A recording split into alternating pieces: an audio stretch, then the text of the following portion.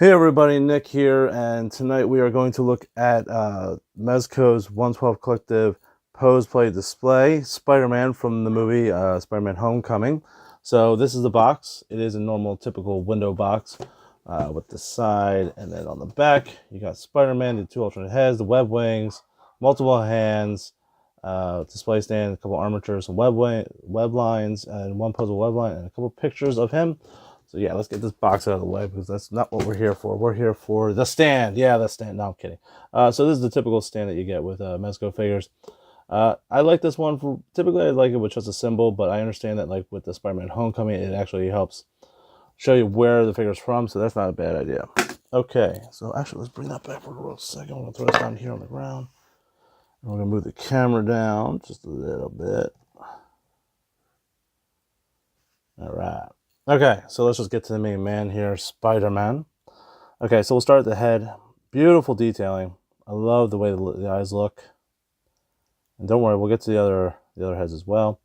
All right, so typically I go over what's plastic and what's fabric first. So head is plastic, neck is plastic, hand, forearm is plastic on the side. These little cartridges here are plastic as well. The boots, plastic, and the feet are plastic. The rest is all fabric and some of that vinyl printing over top of the fabric as well. All right, so joint-wise, ball jointed head, ball jointed neck, shoulders, not butterfly shoulders, just typical shoulders. Elbow is double jointed, which I know everybody is going to be happy about that. Ball jointed wrist, double elbow, of course. You got your ab in there. Makes it look weird, and I'll go over that in a minute because that's a little gripe of mine. Waist is in there.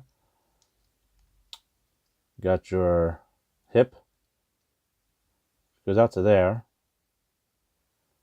Double jointed knees, everybody will be happy about that as well. No boot cut turn, so don't try turning that, that's very tight. And your typical ankle. Ankle has good range. I don't feel like anything's going to break. I know that sometimes there's been issues in the past about things breaking. So let's look over the figure real quick. I love the design. You can see the stitching here along if you're curious as to where the stitching is for the suit, it's down the armpit and around the back, and then back up the other side of the armpit and down the back side.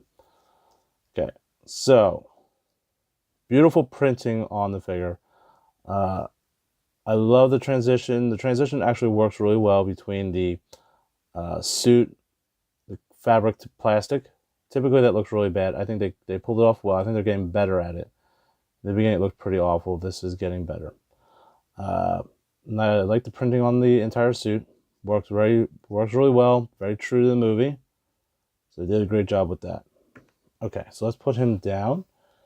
And we will go over some of his accessories. Or we'll go over all of his accessories, excuse me. And some of you might not have a Spider-Man figure, so I'll go over everything because some of the stuff is redone. All right, so let's go over the heads first. So you get progressive eyes, which is basically it's the same head with different eyes attached to it. So this one has his eyes just a little bit smaller. I love how you can see the screen inside the eye. So we got that on there. So then the final eyes are really squinty. I personally would have liked the kill mode eyes with the red eyes. But those are 3 sets of heads you get.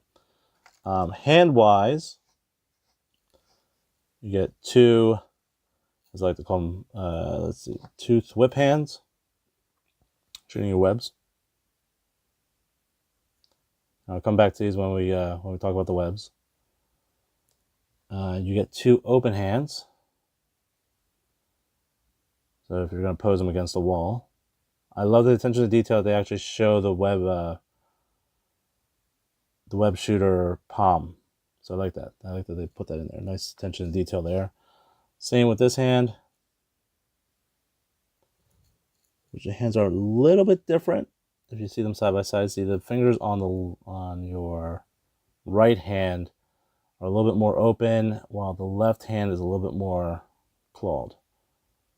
So they're not identical. These fingers are a little bit more arched.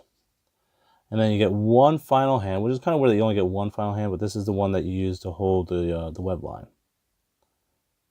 So you got your fist hands, which you always get fist hands.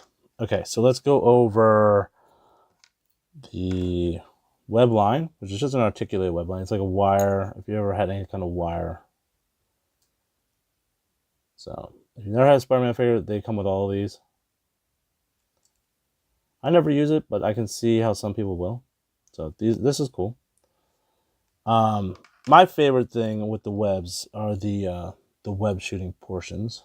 So this is the first one you get. This one actually opens up like almost like a net, like it's grabbing something. And then the other one that you get, and they're both short. These two are very short. There's other Spider-Man figures that come with longer ones. So these are short. So the way that this works is, since, like I said, if any of you don't have a Spider-Man figure, maybe you're waiting on this one.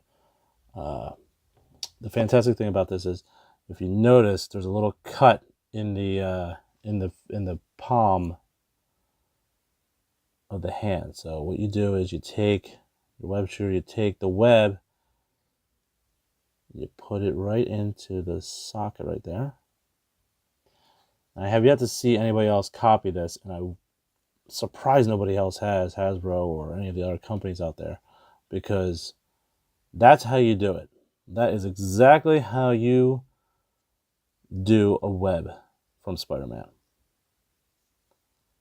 It's hidden perfectly inside the hand.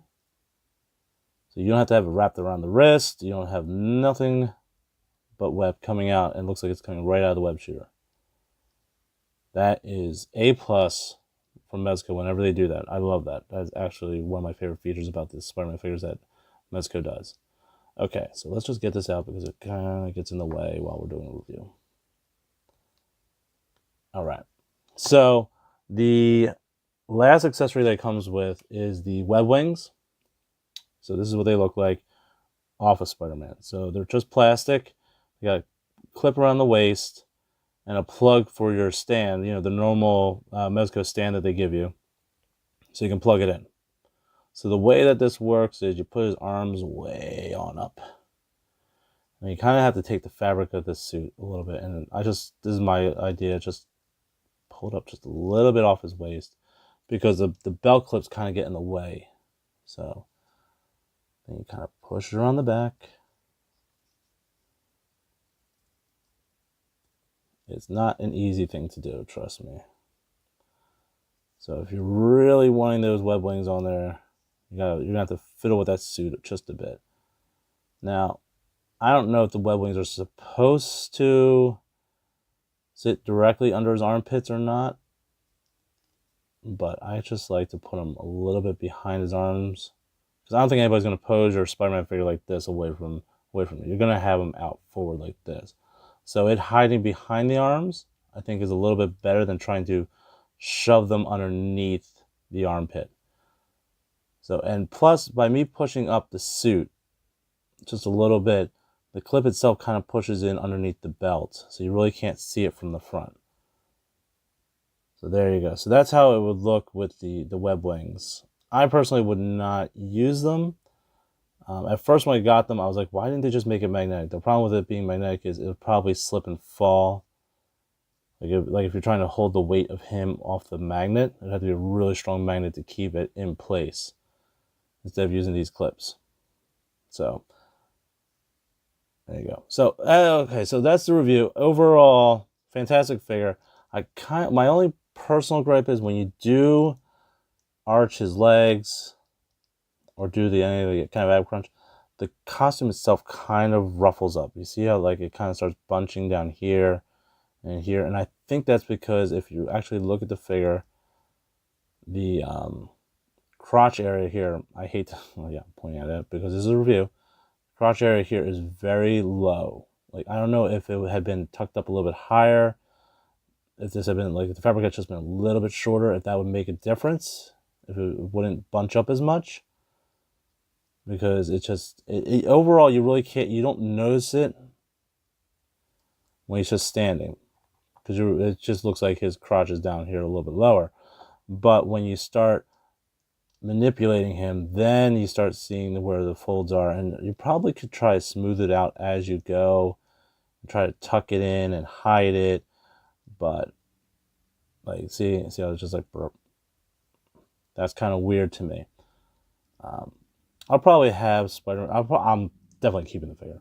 I'll probably just keep him standing more like dynamically like that.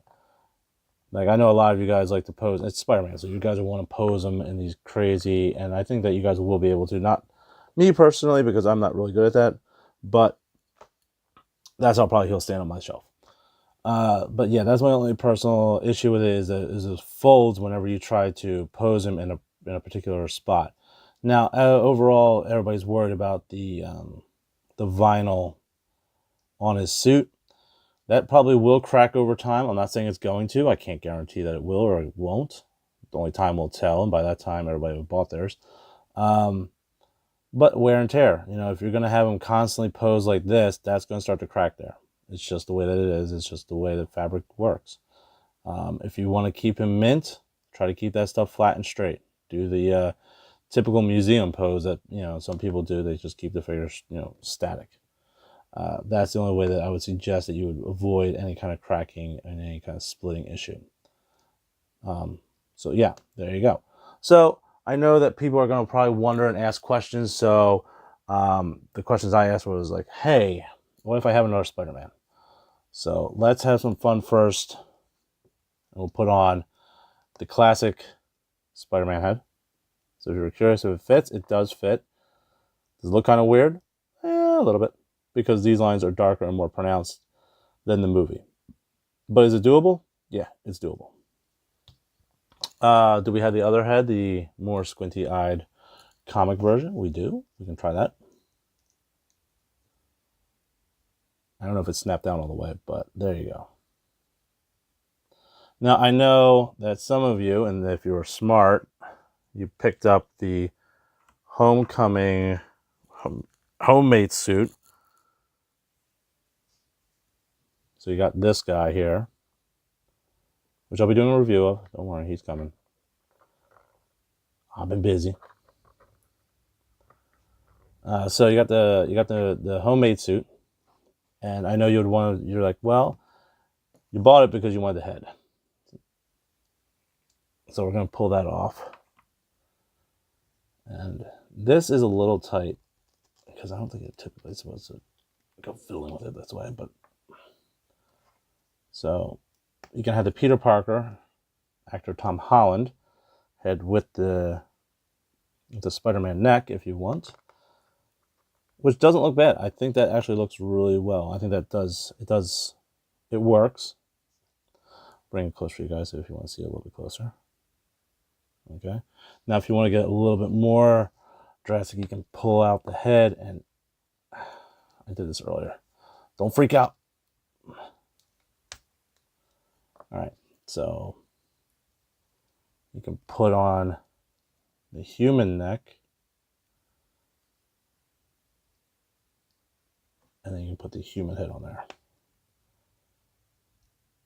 If you're curious if you could do it, you can. Now, I'm not sure exactly which way looks better. If it looks better to have his flesh human neck showing, his skin tone neck, human neck, with the suit that way, or if it works better to have the suit and it just is unmasked head over top. Do I think anybody's actually going to pose him without his mask on? Probably not. But it is a cool way to do it. It's a cool, if somebody wants to do it, they know they can. I think that it's going to make the homemade suit, if people passed on it, hang on, I'm going to pull this off camera for a second. If they pass on it, they're going to want to go back and get it. So I think the prices of the Homecoming homemade suit are going to jump due to that. So you heard it here first. If you really were on the fence, you may want to go grab it. And I can't get this neck back in. Let me tell you guys. There we go. Just need a little bit of force, which you really can't do in front of the camera because it just, next thing you know, I'll be knocking over the camera itself. This looks weird. There you go. All right. So, final thoughts. Fantastic figure. Yes, absolutely. Would I recommend buying it? Yep. He is iconic. He is Spider-Man. Is one of the more... He's from Civil... You know, he has a Civil War costume on. So, as much as it says Homecoming, it is the same suit that he was wearing in Civil War, that I do believe. So you have this movie version Spider-Man, which he looks amazing. Sorry for the pun, Amazing Spider-Man.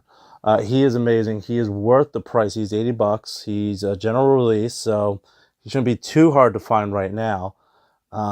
Most retailers should have him. Mezco, I think he's probably waitlisted or maybe even sold out by now. But there's plenty of other avenues to find him. You shouldn't be having to pay overpriced right now. But he's definitely worth the price. Overall, he's going to be one of my favorite Spider-Man figures. So yeah, A+. Other than the whole fabric issue that I have, like in the crotch area, overall great figure. So yeah, that's all I got. See you guys.